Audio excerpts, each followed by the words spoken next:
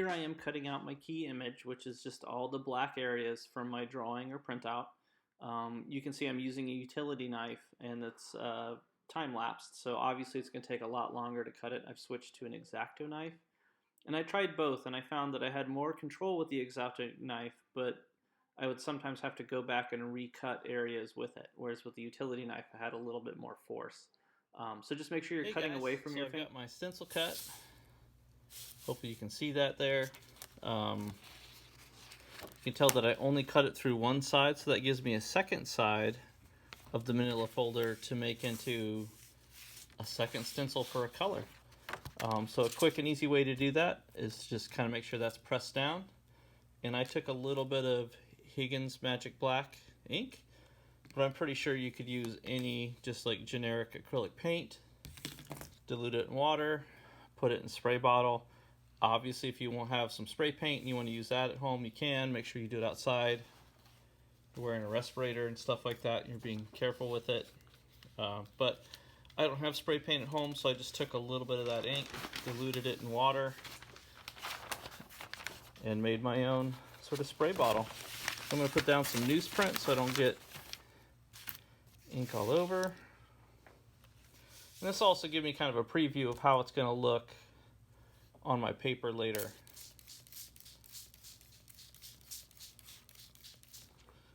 Alright, if I flip that over, ta-da! I've got my stencil. Pretty cool, huh? So what I'm going to do right now is I'm going to let that ink dry, and then I'll cut my second layer. So we're just going to pause this. Hey everybody, I gave that ink a chance to dry. I also took a paper towel and blotted it, and I thought that was kind of cool how that turned out. And that just got the excess ink off, so it dried quicker. And then that reminded me of the reason why we put tape on the front side, and that's so I can just pull that off with a paper towel. If I didn't have the tape, and again, you can get away without using the tape, it's not the end of the world.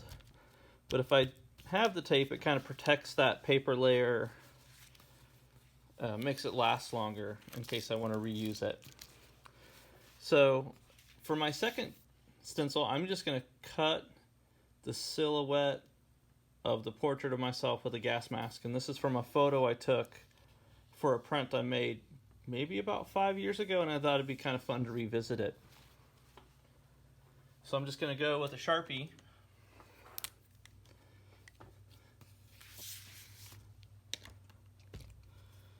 and just trace around where I want to make those cuts.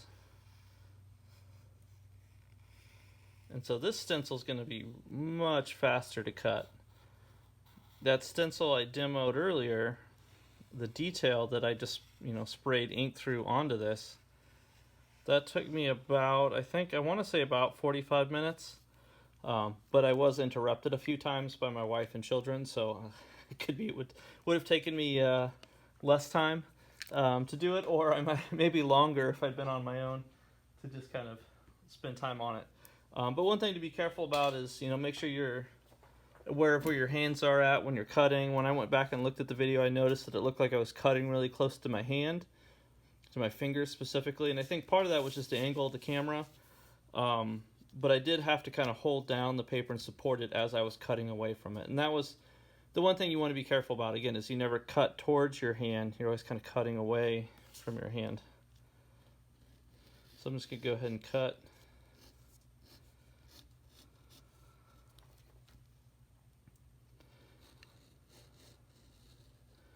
And so for the color layers that I'm going to use for this, I'm going to mix up a little bit of green acrylic paint and just try to go with some sort of like camo, kind of military green colors. Nothing too exciting.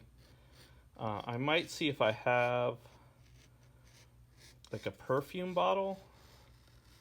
I used to collect those from students or from my wife, who doesn't wear much perfume, so I've had the same couple bottles for quite a long time. But I would use those to do sort of similar tricks in my drawings.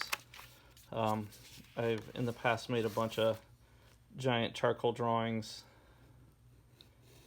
using stencils and whatnot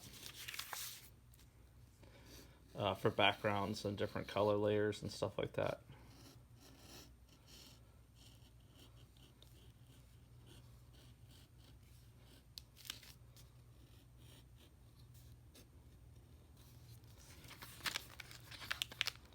See if we can get that. One thought that has just occurred to me after I've cut this guy out is that I probably should have put a layer of tape on this side of the manila folder as well, just for this side to protect it. But we'll see. I'll try to do my 6 prints without protecting it, and then I'll have the other side protected, and we'll just see how they react. Maybe the tape that I put on the first side was just kind of overthinking it. Alright, I'm going to go ahead and pause it and see if I can find a better spray bottle, and we'll do a couple